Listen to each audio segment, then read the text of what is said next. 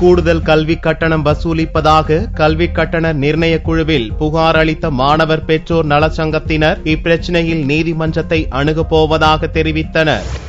கடந்த 2009ஆம் ஆண்டு முதல் தனியார் பள்ளிகளில் கல்வி கட்டணத்தை நிர்ணயிப்பதற்கு குழு அமைக்கப்பட்டு அதன்படி செயல்படுத்தப்பட்டு வருகிறது. ஆனால் கட்டண நிர்ணய குழு நிர்ணயம் செய்த கட்டணம் குறைவாக இருப்பதாக சிறுபான்மையினர் பள்ளிகள் நீதிமன்றத்திற்கு சென்று கூடுதல் கட்டணம் வசூலிக்க உத்தரவு பெற்றன.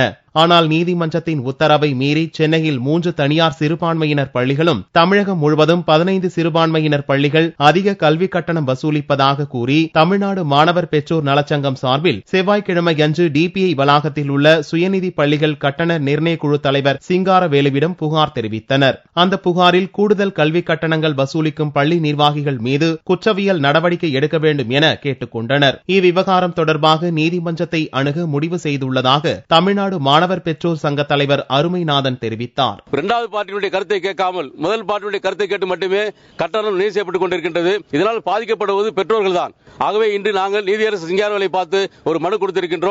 மைனாரிட்டி தனியார் பள்ளிக்கூடங்கள் எல்லாம் நீதிமன்றத்தை அணுகி கட்டணத்தை அவர்கள் உயர்த்தி வாங்கியிருக்கின்றார்கள். ஆகவே இது குறித்து நான் ஒன்றும் செய்ய முடியாது. ஆகவே நீங்கள் நீதிமன்றத்தை அணுகி நிவாரணம் பெறலாம் என்று சொல்லியிருக்கின்றார்.